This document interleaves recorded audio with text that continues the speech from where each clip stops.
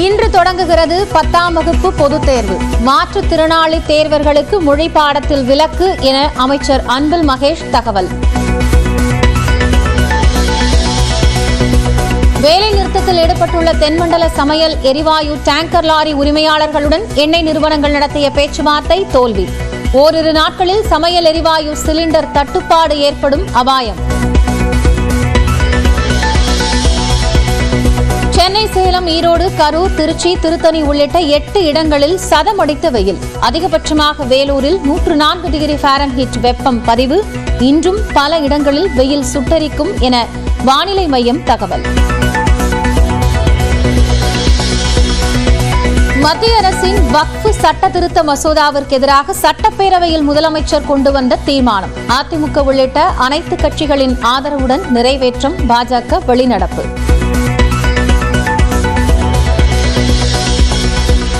ஓ பன்னீர்செல்வம் பிரிந்ததுதான் என எடப்பாடி பழனிசாமி திட்டவட்டம். பொதுச் செயலாளர் பதவியிலிருந்து இபிஎஸ் தாமாக விலகாவிட்டால் அவமரியாதையை சந்திக்க நேரிடும் என ஓபிஎஸ் பதில்.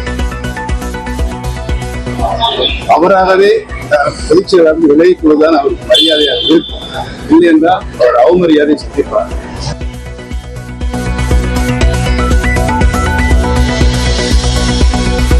எடப்பாடி பழனிசாமியை தொடர்ந்து டெல்லியில் உள்துறை அமைச்சர் அமித்ஷாவுடன் அண்ணாமலை இன்று சந்திப்பு. தமிழக அரசியல் நிலவரம் மற்றும் கூட்டணி குறித்து பேச வாய்ப்பு.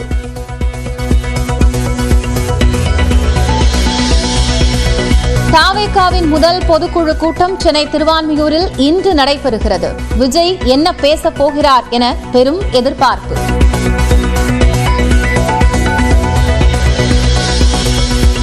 இருமொழிக் கொள்கை தொகுதி மறுசீரமைப்பு தொடர்பாக தாவேக பொதுக்குழுவில் தீர்மானம் நிறைவேற்றப்பட வாய்ப்பு. தமிழ்நாடு நலன் தொடர்பான தீர்மானங்கள் நிறைவேற்றப்பட உள்ளதாகவும் தகவல். தாவேக பொதுக்குழு நடக்கவுள்ள இடத்தின் அருகே போக்குவரத்து நெரிசல். ஈசிஆர் சாலையிலிருந்து ஈஞ்சம்பாக்கம் வழியாக செல்லும் வாகன ஓட்டிகள் அவதி.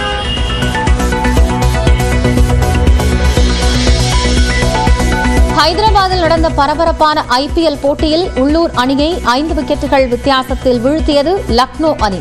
சென்னையில் இன்று நடைபெறும் போட்டியில் சிஎஸ்கே அணியுடன் பெங்களூரு அணி மோதல்.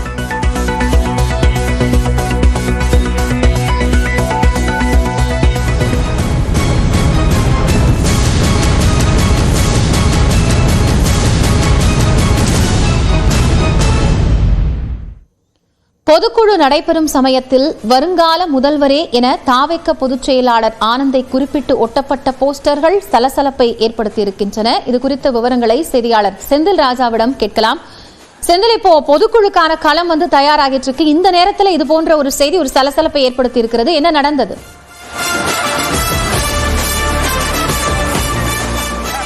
காயத்ரி, தமிழக வெற்றி கழகத்துடைய பொதுக்குழு இன்று காலை 10 மணிக்கு தொடங்குகிறது. இதற்கான அந்த பணிகள் வேகமாக விறுவிறுப்பாக நடைபெற்று வருகின்றன. இந்த நிலையில்தான் சில இடங்களில் வருங்கால முதல்வரே என்று பொதுச் செயலாளர் பேரை போட்டிருந்தார்கள். இந்த போஸ்டர் ஒட்டப்பட்டிருந்தது. இது வெளியாகி ஒரு சலசலப்பை ஏற்படுத்தியது. இந்த நிலையில்தான் அந்த போஸ்டரில் பார்த்தீர்கள் என்றால் சென்னை புறநகர் மாவட்டத்துடைய செயலாளரான ஈசிஆர் சரவணன் புகைப்படமும் அவருடைய பெயரும் இடம்பெற்றிருந்தது. அவருடைய பெயரில் தான் இந்த போஸ்டர் வெளியிடப்பட்டிருந்தது.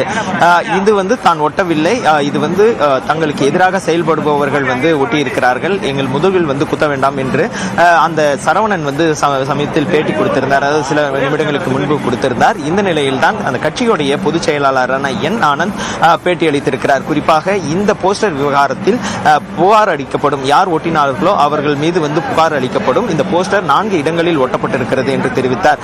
அது மட்டும் இல்லாமல் இது ஒரு விஷமிகளுடைய செயல் என்றும் அவர் குறிப்பிட்டிருக்கிறார். ஏனென்றால் இது போன்ற விஷயங்கள் பல்வேறு நேரங்களில் செய்யப்படுகிறது.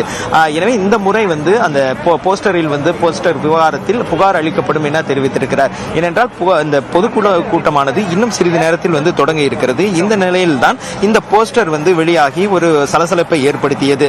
குறிப்பாக இந்த போஸ்டரில் இடம்பெற்றிருக்கக்கூடிய அந்த சென்னை புறநகர் மாவட்டத்துடைய ஈசிஆர் சரவணன் கூறுகையில் இது மறைமலை நகரில் ஒட்டப்பட்டிருக்கிறது, இது வேண்டுமென்றே திட்டமிட்டு செய்திருக்கிறார்கள் என்று தெரிவித்திருக்கிறார். அது மட்டும் இல்லாமல் மறைமலை நகர் இவருடைய எல்லைக்கு, இவருடைய மாவட்டத்திற்குள், சென்னை புறநகர் மாவட்டத்திற்குள் வரவில்லை என்றும் அவர் விளக்கம் அளித்திருக்கிறார். காயத்ரி, நன்றி செந்தில், இது குறித்த விவரங்களை வழங்கியமைக்காக.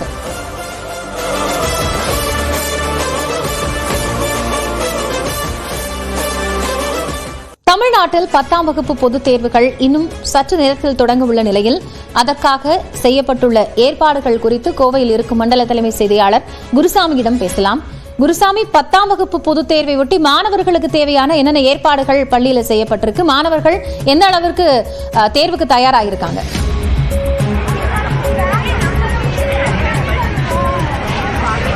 காயத்ரி, 10ஆம் வகுப்பு பொதுத் தேர்வுகள் இன்று துவங்கி வரும் ஏப்ரல் 16ஆம் தேதி வரை நடைபெற இருக்கிறது. 10ஆம் வகுப்பு பொதுத் தேர்வை முன்னிட்டு மாணவர்கள் அனைவரும் உற்சாகத்துடன் தயாரிக்கிறார்கள். கோவை மாவட்டத்தை பொறுத்தவரை மொத்தம் 40,645 மாணவர்கள் தேர்வு எழுதுகின்றனர். தற்போது கோவையை பொறுத்தவரை மொத்தம் 158 இடங்களில் மையங்களானது அமைக்கப்பட்டிருக்கிறது. இந்த மையங்களில் மாணவர்கள் தேர்வு எழுதுகிறார்கள். தற்பொழுது நாம் கோவை பாப்பநாயக்கன் பாளையம் பகுதியில் இருக்கக்கூடிய அரசு உதவி பெறும் பள்ளி வளாகத்தில் இருக்கிறோம். தற்பொழுது மாணவர்கள் தங்களது தேர்வு அறைகளுக்கு செல்வதற்காக அந்த அறைகளை மிகுந்த உற்சாகத்துடன் பார்த்துக் கொண்டிருக்கக்கூடிய காட்சிகளை பார்த்துக் கொண்டிருக்கிறோம். தற்பொழுது தேர்வுக்கு வந்திருக்கக்கூடிய மாணவர்கள் நம்முடைய இருக்கிறார்கள். அவரிடம் பேசலாம். பாப்பா, சொல்லுங்க, தேர்வுக்கு எப்படி ரெடி ஆயிருக்கீங்க? எப்படி எல்லாம் ப்ரிப்பேர் ஆகிருக்கீங்க? நல்லா ஃபுல்லாக ப்ரிப்பேர் ஆகிருக்கோம். நைட்டில் படித்தோம். ரொம்ப ஈஸியாக தான் இருக்கும்னு நினைக்கிறோம். தமிழ் பேப்பர் எப்படி என்ன எழுதுறோம்? நல்லா தான் எழுதுறோம்னு நினைக்கிறேன். நம்பியிருக்கோம். எப்படிலாம் படிச்சிருக்கீங்க? நைட் ஃபுல்லாக படித்தோம். அதனால பப்ளிக் எக்ஸாம் வர போனாலும் கொஞ்சம் பயமும் இருந்துச்சு. சரி, பப்ளிக் எக்ஸாம் ஃபர்ஸ்ட் டைம் எழுத போகிறோம் அது அப்படின்னு சொல்லிட்டு நைட் ஃபுல்லாக படித்தேன். மாணவிகளை பொறுத்தவரை மிகுந்த உற்சாகத்துடன் தேர்வுகளை எழுதுவதற்காக வந்திருக்கிறார்கள். முதல் முறையாக பொதுத் தேர்வு எழுத வந்திருந்தாலும் அது குறித்த எந்தவித அச்ச உணர்வும் இல்லாமல் மிகுந்த உற்சாகத்துடன் முதல் தேர்வினை எழுதுவதற்காக மாணவிகள் தேர்வு அறைகளை நோக்கி சென்று கொண்டிருக்கிறார்கள். நன்றி குருசாமி. உற்சாக மிகுதியோடு மாணவர்கள் தேர்வு எழுத காத்திருக்கிறார்கள். கூடுதல் விவரங்களுக்காக நன்றி. மறைந்த அதிமுக முன்னாள் எம்எல்ஏ கருப்பசாமி பாண்டியன் உடலுக்கு அக்கட்சியின் பொதுச் செயலாளர் எடப்பாடி பழனிசாமி நேரில் அஞ்சலி செலுத்தினார். அதிமுக அமைப்புச் செயலாளரும் முன்னாள் சட்டமன்ற உறுப்பினருமான கருப்பசாமி பாண்டியன் வயது மூப்பு காரணமாக உடல்நலம் பாதிக்கப்பட்டு காலமானார். அவரது உடல் பாளையங்கோட்டையை அடுத்து அவரது சொந்த கிராமமான திருத்து கிராமத்தில் உள்ள இல்லத்தில் அஞ்சலிக்காக வைக்கப்பட்டது. அரசியல் பிரமுகர்களும் பொதுமக்களும் அஞ்சலி செலுத்தினர். அந்த வகையில் அதிமுக பொதுச் செயலாளர் எடப்பாடி பழனிசாமி, முன்னாள் அமைச்சர்கள் ராஜேந்திர பாலாஜி, கடம்பூர் ராஜு உள்ளிட்டோர் கருப்பசாமி பாண்டியன் உடலுக்கு நேரில் இறுதி மரியாதை செய்தனர். மேலும் அவரது குடும்பத்தினருக்கு ஆறுதல் தெரிவித்தனர். இதனைத் தொடர்ந்து செய்தியாளர்களை சந்திக்க தயாரான எடப்பாடி பழனிசாமி, ராஜேந்திர பாலாஜியை வர சொல்லுங்க என்பதற்கு பதிலாக செந்தில் பாலாஜியை வரச் சொல்லுங்க என வாய் தவறி குறிப்பிட்டார். Senthil Balaji sir, Rajendra Balaji, Senthil Balaji sir, Rajendra Balaji. இதனால் அங்கிருந்த கட்சி நிர்வாகிகள் திடுக்கிட்டனர். பின்னர் கட்சிக்கு தூணாக இருந்த கருப்பசாமி பாண்டியனின் மறைவு அதிமுகவுக்கு பேரிழப்பு என்றார். அதிமுக பாஜக கூட்டணி குறித்த பேச்சுக்கள் மீண்டும் எழுந்துள்ள நிலையில் இந்தியாவின் இரும்பு மனிதராக அமித்ஷாவை முன்னாள் அமைச்சர் RB உதயகுமார் புகழ்ந்துள்ளது விவாத பொருளாகியுள்ளது. மத்திய உள்துறை அமைச்சரான அமித்ஷாவை அதிமுக பொதுச் செயலாளர் EPS சந்தித்தது குறித்து அவர் விளக்கம் தந்தார். இந்தியாவின் இரும்பு மனிதர் என்று போற்றப்படுகிற சர்தார் வல்லபாய் பட்டேலுடைய மறு வடிவமாக பார்க்கப்படுகிற மத்திய உள்துறை அமைச்சர் அமித்ஷாவை RB உதயகுமார் இப்படி புகழ்ந்து பேசியது ஒரு பக்கம் இருக்க, பாஜக கூட்டணி கட்சிக்காரங்க என்று முன்னாள் அமைச்சர் திண்டுக்கல் சீனிவாசன் கூறியதாக வெளியான செய்தி சர்ச்சைக்குள்ளானது. சட்டப்பேரவைக்குள் பாஜக, அதிமுக, பாமக உறுப்பினர்கள் அடுத்தடுத்து சென்றனர். இது குறித்த கேள்விக்கு நாங்க கூட்டணிங்க என்று திண்டுக்கல் சீனிவாசன் கூறியதாக தகவல் வெளியானது.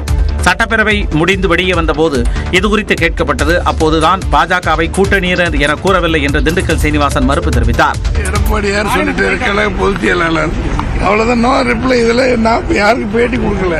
அவன் பாட்டுக்கு ஒரு 10 பேர் MLAக்கள் வரோம், பேசிட்டு போறோம். அவங்களாம் நீங்களே ஒரு யூடியூப்ல எடுத்து போட்டுக்கிட்டா உங்களுக்கு பரப்பு இருக்கணும். அதுக்கு நாங்களா பொறுப்பு? நான் எந்த நிருபரையும் பார்க்கல, நான் யார்ட்டையும் எதை பத்தியும் சொல்லல. கூட்டணி முடிவு குறித்து எடப்பாடி பழனிசாமியே விளக்கிவிட்டதாகவும் அவர் கூறினார்.